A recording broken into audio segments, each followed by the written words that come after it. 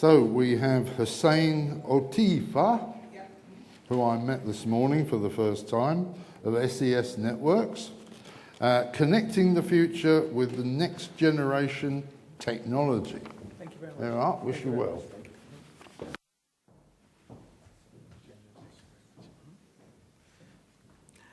Assalamu alaikum. Hello, everybody. Thanks for inviting me here. I'm really honored to be here. Tashakkur. So I represent SES of the Middle East. I've been working there for a long, long time. So thanks for the opportunity to come here and talk to you. Basically, I'll just try to stay within the parameters that I was told. So I just want to go through what kind of challenges we have in the industry from SES perspective, what kind of opportunities, and what is SES involvement in this, how are we structured, and what kind of new products, new services we're coming with. And just want to leave you with a message, a takeaway that we're very interested to make sure you have it. So let me start by, see how this works. You can tell I'm not technical. Huh?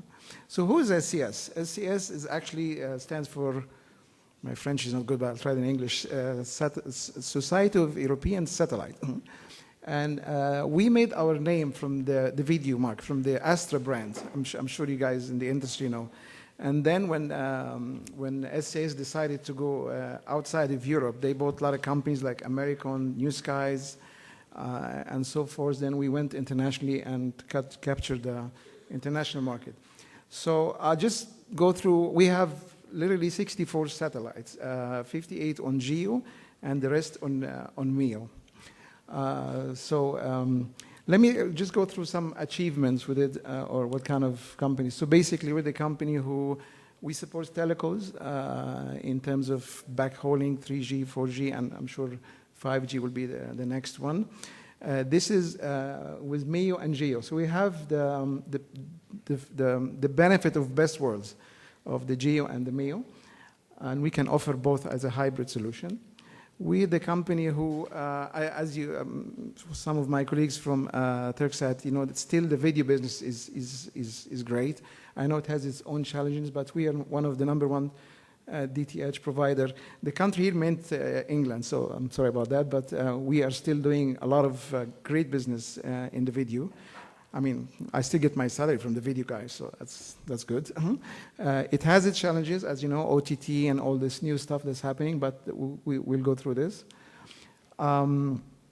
We do a lot of restorations and natural disasters, and you know, so we in our company, we do a lot of stuff that save lives actually and help. We invested, as I said, in second generation MEO. So I'll go through this in a little bit much details. I don't want to bore you about it.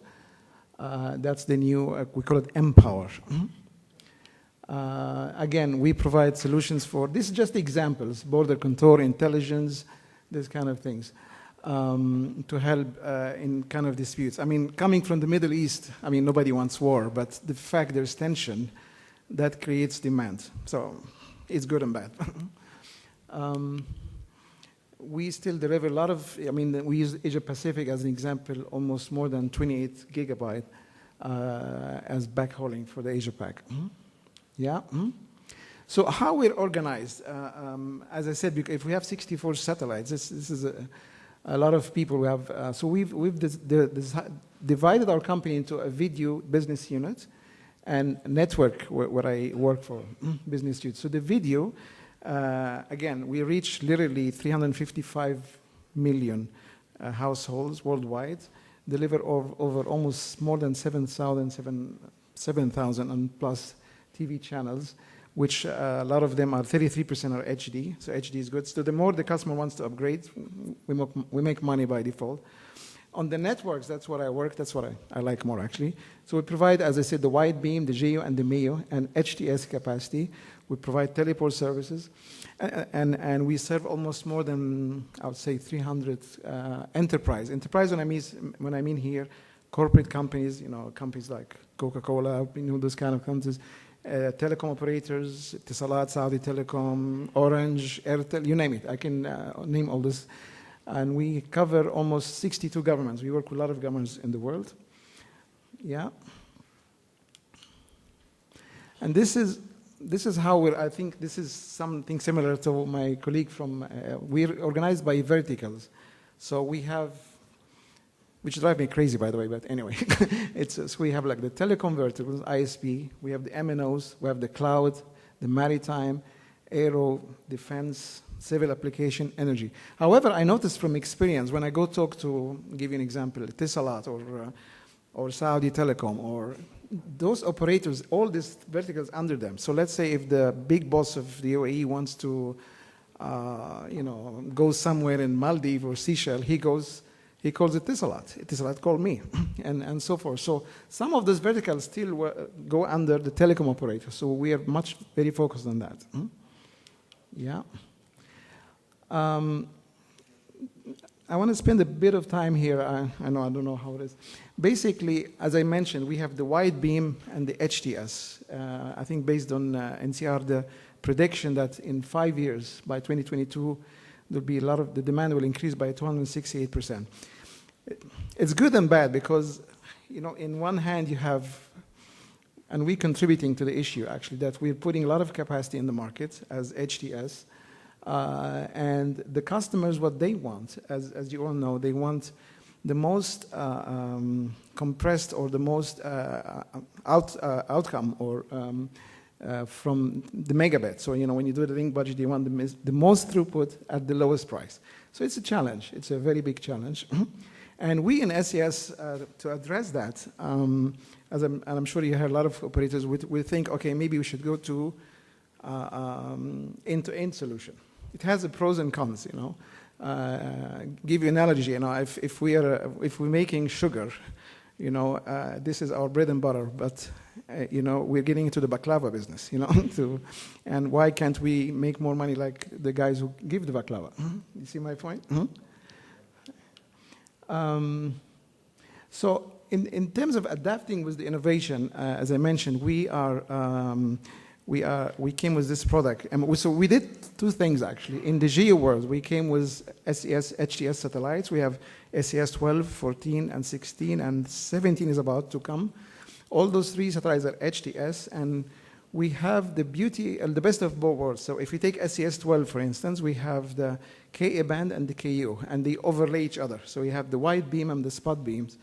And so it's beautiful. It's great. And on the mPOWER, which I'll speak more details now, this is the new generation of O3B. O3B is the MEO constellation we have now. Yeah.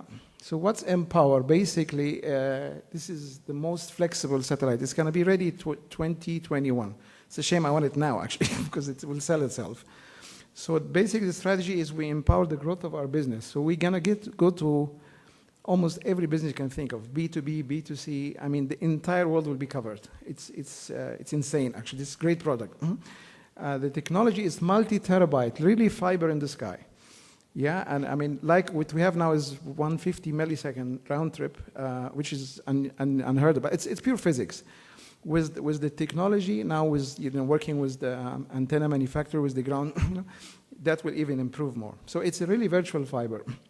So we really have an opportunity to empower growth for a lot of business, and that's why we're talking.